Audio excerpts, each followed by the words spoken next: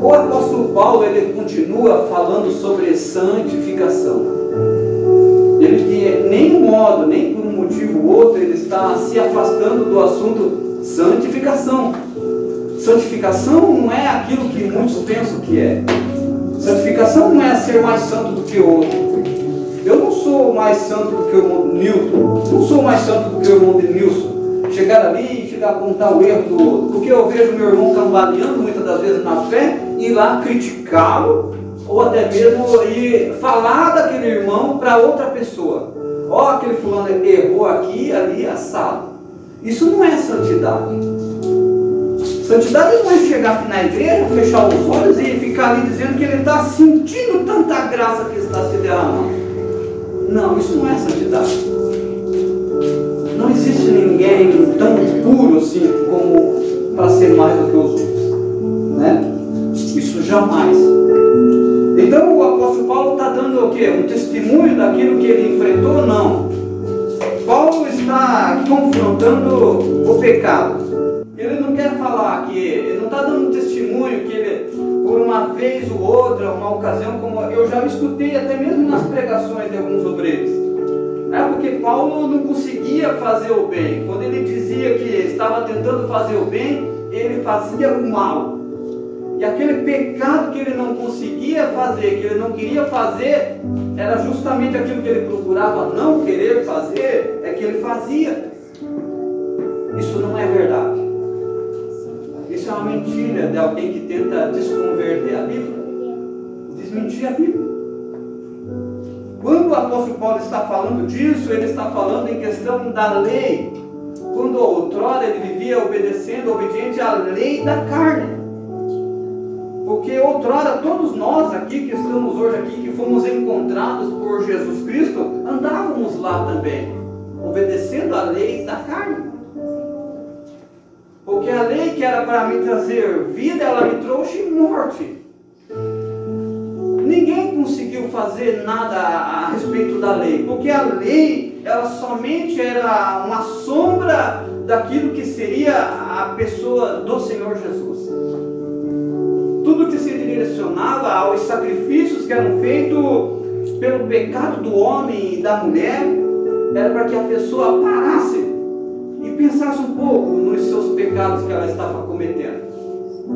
Então todos os dias, e alguns sacrifícios eram feitos anualmente, mas todos os dias as pessoas estavam lá no templo procurando os sacerdotes, o sumo sacerdote, para fazer os seus sacrifícios em oferecimento sobre algum pecado que ela cometeu. Mas nunca os sacrifícios eram feitos perfeitos, porque aqueles sacrifícios eram para mostrar, para que a pessoa parasse no templo e olhasse para Jesus. Os sacrifícios que eram feitos era a forma perfeita em que Jesus viria a este mundo e iria morrer lá naquela cruz, por mim, por ti, por causa dos nossos pecados.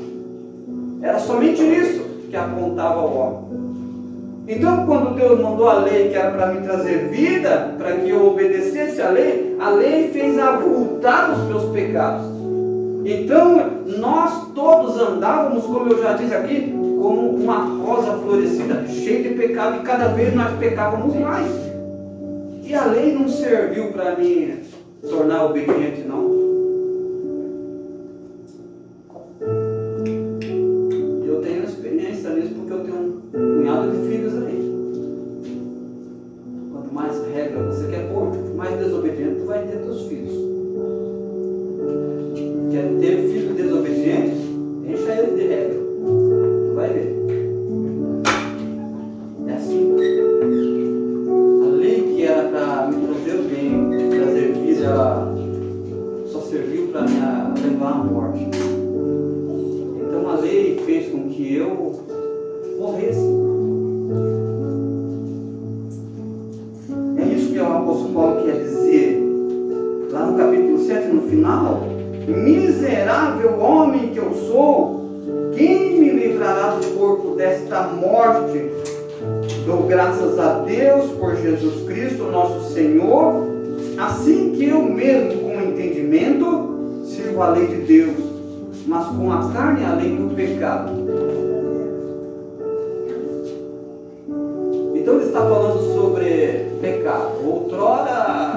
experiência que ele teve.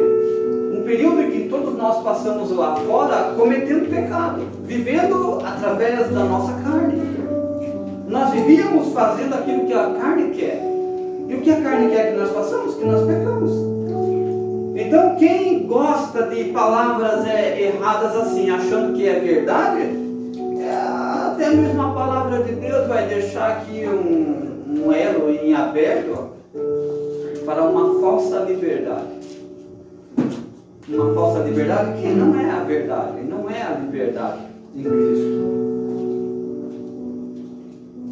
Mas todos nós que fomos alcançados por Jesus Cristo, hoje nós somos livres desta lei. Nós somos livres da lei que nos trouxe a morte.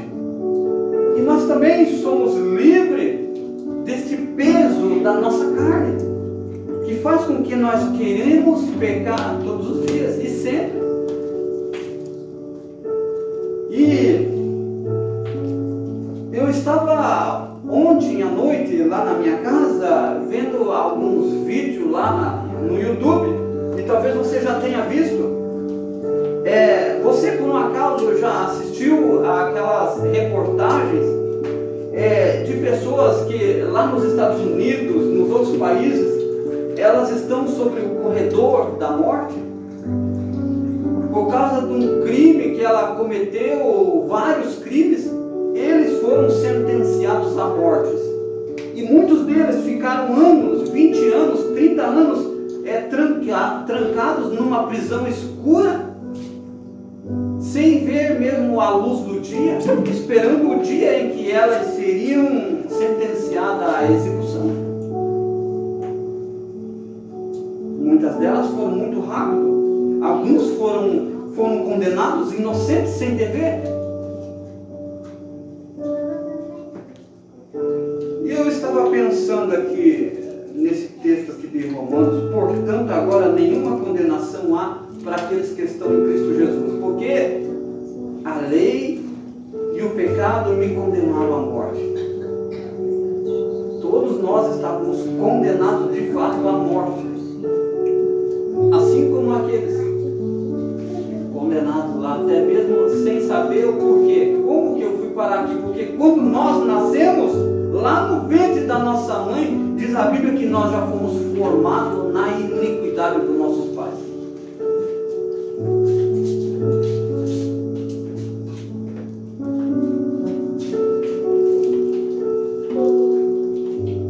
E é terrível essa ideia.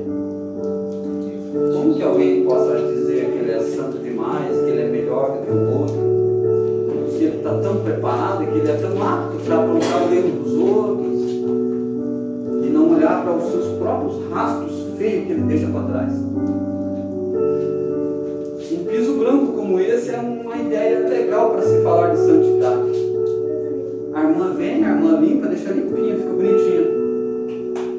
E lá vem o homem todo mal forjado, como o homem é às vezes, trabalha lá num chiqueirão, mexendo com porco, com aquela quarta botona, e lá vem o cara e entra para dentro da casa, entra lá na porta, não respeita o chão que a irmã limpou, a santidade, porque um chão branco representa a santidade, está limpo. E o camarada chega e entra como se nada tivesse acontecido e vai andando e vai fazendo toda aquela lama. E quando chega lá uma altura do campeonato, ele vai olhar para trás e vai ver o seu passo. Puxa vida, olha o que eu fiz. Aí já é tarde, já sujou a santidade. Essa é uma maneira legal de se interpretar. Vou falar da santidade. O que é a santidade? A santidade era algo puro, limpo, em que nós entramos e sujamos e fizemos tudo aquilo que você possa pensar de ruim ou mal. É isso que o apóstolo Paulo quer dizer, que quando ele queria fazer o bem, ele já tinha feito o mal. Ele achava que estava fazendo bem, mas quando for olhar os seus rastros, ele fez muito mal à santidade. E a ideia não é um testemunho que ele vivia no pecado, mas é uma comparação, é um conflito que nós vivemos todos os dias da nossa vida. Mas algo legal legal que existe em nós é que eu e você temos a chance, e eu não vou dizer direito, mas é quase um direito que você tem legal dentro de você, de poder, de escolha. Você só vai viver continuando no erro, no pecado, se você quiser. Tem algo a ver com o caráter mesmo da pessoa. Vontade. É querer fazer. Não aquele querer que muitos cometem o erro de querer por conta própria, por seus méritos, porque é isso que ele está falando. Nós não temos força. Nós não conseguimos, de nós mesmos nós nunca vamos conseguir. Ninguém conseguiu. A lei não deixou que ninguém conseguisse mérito, porque ela apontava para Cristo, e Cristo Jesus veio, morreu lá na cruz por todos nós, e agora em Cristo Jesus, pela fé, nós fomos alcançados. E em Cristo Jesus, aqueles que o encontraram, que se renderam a Ele, e que vivem debaixo da sua graça, da sua misericórdia, é para esses que Paulo está falando. Outrora você estava condenado, mas agora, porque você vive debaixo da graça do nosso Senhor Jesus, não existe mais condenação contra você. Porque Cristo Jesus, quando veio morrer lá naquela cruz, ele veio pagar não somente pelos meus pecados que eu havia feito, ou daqueles que viviam no seu tempo haveriam feito, mas Cristo Jesus sabia que Ele iria pagar por todos os homens e todos os seus pecados. Até mesmo antes que o homem conhecesse a Cristo Jesus, até o dia que ele aceitou Jesus como seu único e suficiente Salvador, e também os pecados que nós cometeríamos até o dia da nossa morte, mesmo sendo salvos já, mesmo sendo alcançados, Cristo Jesus pagou lá os nossos pecados. Todos os pecados que eu for cometer daqui por diante, seja por deslize ou porque eu quis fazer mesmo, estão pagos. Cristo Jesus pagou. Muitas pessoas ainda têm dúvida quanto a isso. Mas para aqueles que estão em Cristo Jesus, não vai andar querendo pecar. É sobre isso que ele está falando. Se eu anseio andar na carne, o que acontece? Aqueles que pretendem viver ainda na carnalidade, esses vão viver pecando sempre. Esse não é um sinal que ele é um filho de Deus, porque quem é filho de Deus, quem aceitou a Cristo Jesus, vai obedecer a lei, não a lei escrita, porque essa lei escrita ela caducou. Não é pela lei escrita, eu não tenho que ficar escrevendo texto, eu não tenho que estar fazendo nada para obedecer essa lei, mas eu vou obedecer a lei dentro do meu coração, porque o meu coração vai estar convertido a Cristo Jesus, e eu só vou fazer aquilo que agrada a Cristo Jesus, porque Cristo Jesus é o meu mestre, Ele é o meu Senhor. É dessa forma que eu obedeço a lei moral de Deus.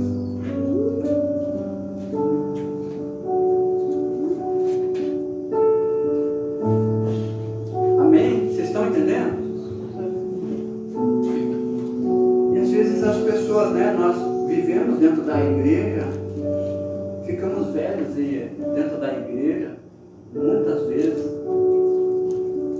Eu já encontrei pessoas falando cada barbaridade a respeito da salvação, não acredita mais na sua própria salvação, e muitas delas até vêm para a igreja, até mesmo aceita Jesus, mas ela não muda, ela não demonstra nenhuma transformação. Aquele que aceita Jesus, ele é transformado. Os seus pecados, ele é removido pelo sangue de Cristo Jesus. Porque se outrora as pessoas faziam os sacrifícios oferecendo a Deus em prol dos seus pecados, mas aqueles sacrifícios que eles faziam todos os dias não era removido, não era tão válido quanto ao sangue derramado de Cristo Jesus lá na cruz. Porque os seus sacrifícios, os seus pecados não cobriam os seus pecados, era insuficiente. Por isso que Deus vai falar através dos profetas que Ele não almeja sacrifício. Não adianta nós querendo ficar sacrificando a nós mesmos, tentando desviar da palavra de Deus para inventar coisinhas para a salvação.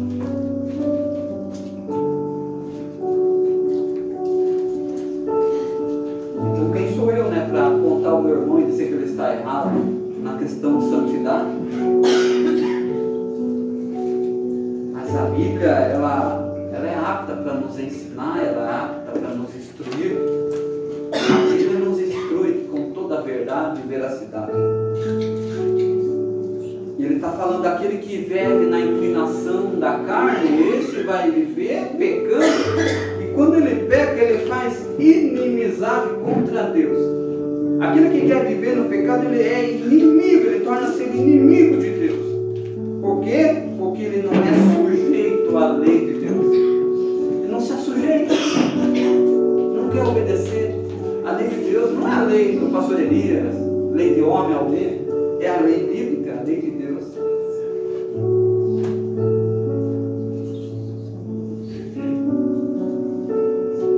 Então, aonde está a prova que eu sou filho de Deus? Aonde que está a prova que eu sou um escolhido de Deus? Qual a prova que nós temos que nós somos eleitos? Que nós fomos resgatados desse mundo e que os meus pecados estão cobertos pelo sangue de Jesus. Se eu não quero mostrar publicamente a minha conversão, que conversão é essa que a pessoa não muda? Ela continua na mesma, fazendo os mesmos quesitos que ela vivia lá no mundo, praticando as mesmas coisas.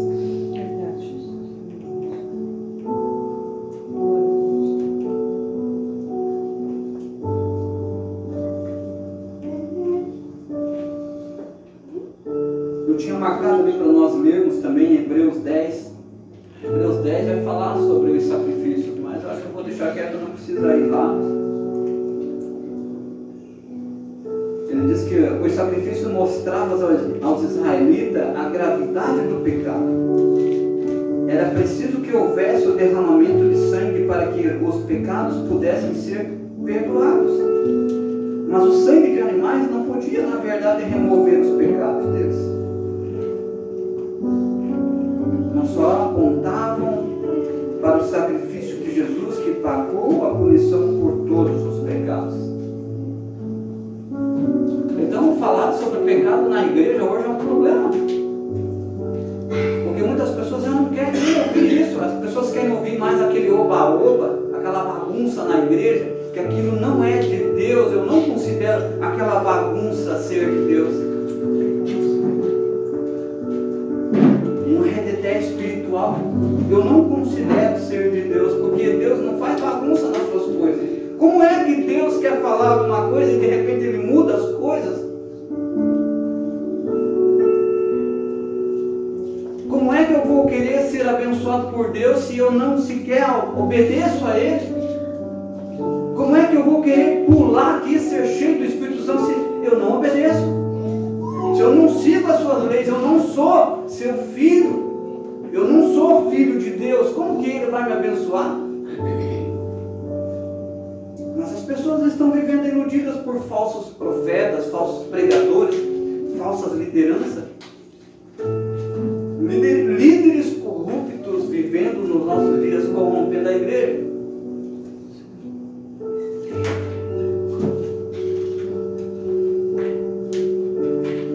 Mas ainda bem que nós temos o culto do ensinamento. O culto do ensinamento é para falar contra o pecado, esse conflito que nós vivemos todos os dias. Mas eu posso ter caráter. Eu posso muito bem, através do sangue de Jesus, olhar para o pecado e dizer: não, eu não vou pecar, não vou fazer isso. Isso é pecado, isso desagrada a Deus. Se eu fazia, eu começo a deixar de fazer. E eu fazendo assim, eu estaria agradando ao meu Deus.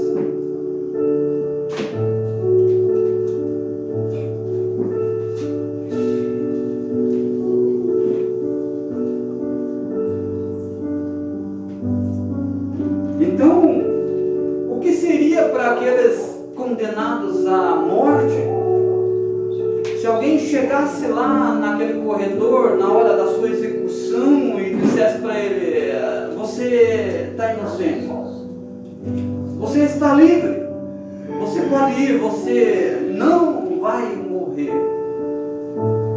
Que significado traria essas palavras para alguém que estava condenado à morte? Você vai viver, viva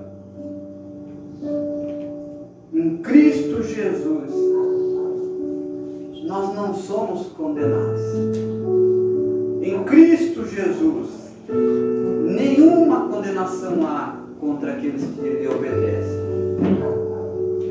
Esta condenação que não há em Cristo Jesus não é para todos. Porque Cristo Jesus morreu lá na cruz do Calvário, todos estão livres da condenação? Não, não é para todos. Mas é para todos aqueles que estão em Cristo Jesus. É para aqueles que lhe obedecem, para aqueles que guardam a sua palavra no seu coração. Uma conversão que tem que surgir de dentro para fora. Não é algo que, como eu falei no início aqui, que nós estávamos falando algo semelhante. Não é porque eu sou um membro da Assembleia de Deus, não é porque eu sou um obreiro da Assembleia de Deus, que eu tenho ali o meu crachá, o meu cartão da Assembleia, eu sou isso e aquilo. Não, seja a religião que for. Isso não me faz diferente dos outros. Isso sim pode me levar, sim, para o inferno. Se eu vir à igreja somente atrás do meu título, eu estou como um fariseu que se converte ao farisaísmo e este torna a ser filho do inferno 2 vezes mais, como a Bíblia fala. Até a forma de fazer missão, muitas das vezes, como é feito, nem a Deus agrada. Porque nós saímos fazendo missão errada. Nós chegamos lá nas pessoas, nós enganamos elas. Nós dizemos para elas: ó, tua vida está ruim aí, vamos para a igreja, lá na igreja vai melhorar a sua vida. Isso é uma mentira deslavada nossa. As pessoas vêm para a igreja com uma falsa esperança. Ah, eu vou na igreja porque a minha vida vai mudar. Isso é uma mentira. E ela fica aqui, não muda. Fica pior para ela. E ela nunca se converte a Cristo Jesus porque ela veio com interesse que as coisas para ela melhorassem. E a culpa disso é nossa. Nós somos culpados porque nós estamos mentindo em vez de falar a verdade. Nós somos os culpados. Os pastores são culpados. Os líderes são culpados de fazer isso.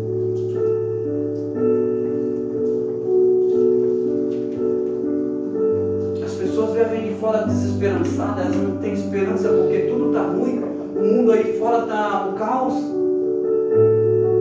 está indo de mal a pior, porque já no maligno.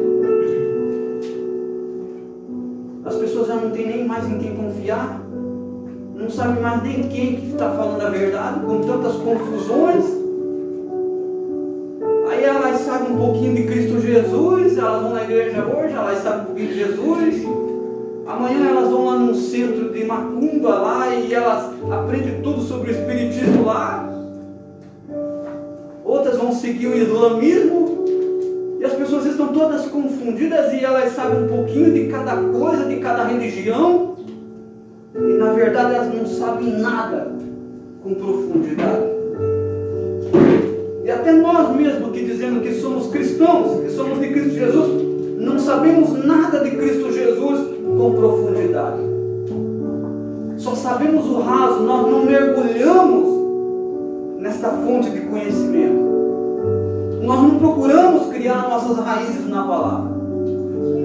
Nós não buscamos isso, porque nós queremos ser abençoados na marra, custe o que custar.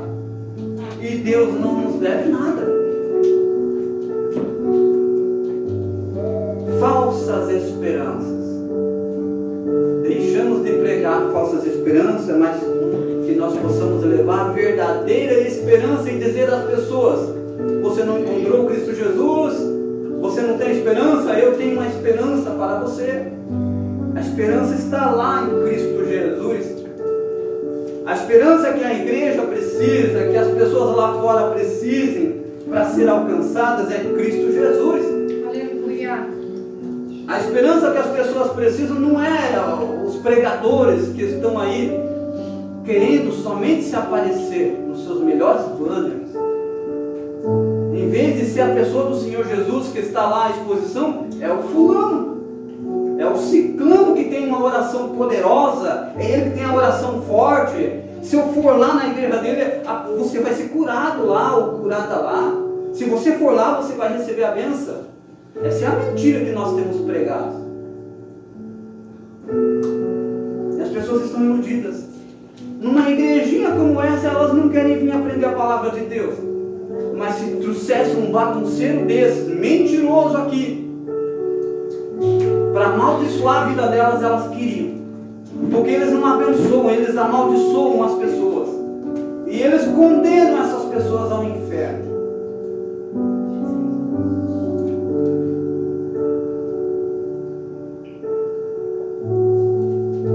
Mas aqueles que se aprofundam na palavra de Deus e que buscam criar raízes na palavra do Senhor, esses vão ter sabedoria, vão ter conhecimento da verdade. Aleluia. Aquele que conhece a verdade será liberto por ela. E quem é a verdade, senão Cristo Jesus? Conhecereis a verdade, ela vos libertará. Aleluia.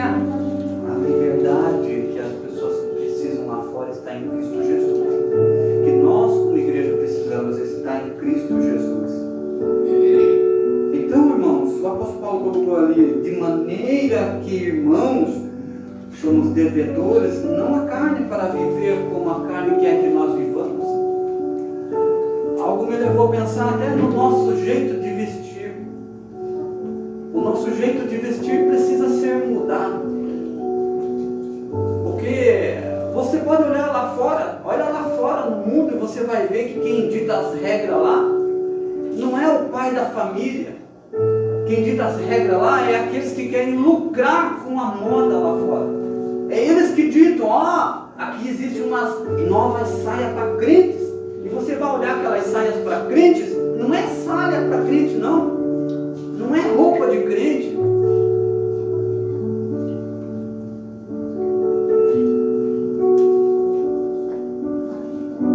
Se nós encontramos Cristo Jesus, e se isso é verdade na nossa vida, até no nosso jeito de vestir, de andar, nós temos que nos observar se nós estamos corretos. E não é eu que vou apontar para você, a tua saia aqui não está legal, é você que tem que ver. A Bíblia diz que se eu não tenho sabedoria, eu devo orar e pedir a Deus, que Ele é o dono da sabedoria, Ele te dá sabedoria de graça. O apóstolo Tiago falou isso. Se você não tem sabedoria, peça a Deus, Ele te dá de graça.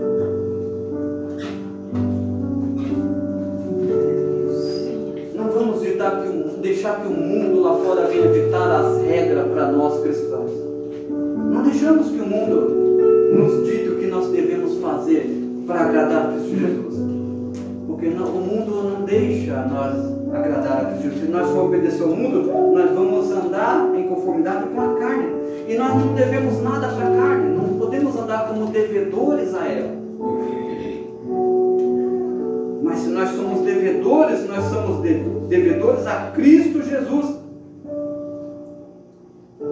E nós agindo assim, o 14 fala, porque todos os que são guiados pelo Espírito de Deus, é esses que são filhos de Deus. Filhos de Deus. Porque não recebestes o espírito de escravidão, para outra vez estares em temor, e recebeste o espírito de adoção de filhos, pelo qual chamamos Deus de Abba Pai. Você já observava no papel, nos resultados de quem vai ser adotado? Aquela pessoa que está para ser adotada, ela perde todos os direitos dos seus pais legítimos. Mas quando ela é adotada por alguém, ela recebe todos os direitos de volta.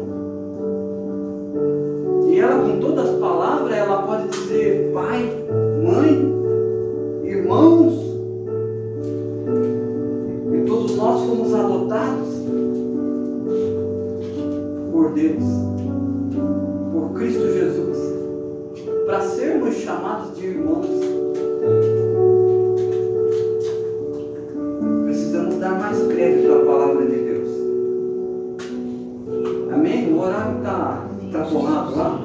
quero parar aqui. Na outra quarta-feira eu vou continuar aqui no capítulo 8 ainda. Amém? Amém. Que essas palavras possam ficar guardadas no seu coração, porque não falei de mim, falei da própria palavra de Deus e a verdade que é. Devemos perseverar na doutrina dos erros, na doutrina dos apóstolos. É o apóstolo Paulo que está nos doutrinando aqui. A igreja primitiva, ela perseverava na doutrina dos apóstolos. E é por isso que ela crescia. Hoje a igreja não cresce porque ela não persevera nas doutrinas bíblicas. Nem sequer dos apóstolos, nem sequer de ninguém, nem do pastor da sua própria congregação. Eles querem mais obedecer. Por isso que a igreja não cresce, porque a igreja anda dividida. A igreja anda cada um querendo caminhar pelos seus próprios caminhos. Mas não devemos esquecer que Deus nos trará juízo sobre nós. Os critérios que Deus vai usar para nós todos é a nossa forma de andar, a nossa conduta aqui. O que é que nós temos feito? Nós temos dado bons testemunhos. Cristo Jesus falou que nós seríamos as suas testemunhas, tanto em Jerusalém até os confins da terra. Que testemunhas que nós temos sido? Temos dado bons exemplos? Esses ouvidos aqui já ouviram muito quando eu fui evangelizar de fora. Ah não, se for para mim ser crente lá daquela igreja como alguns lá, muito obrigado, misericórdia. Por causa dos nossos testemunhos que às vezes nós damos.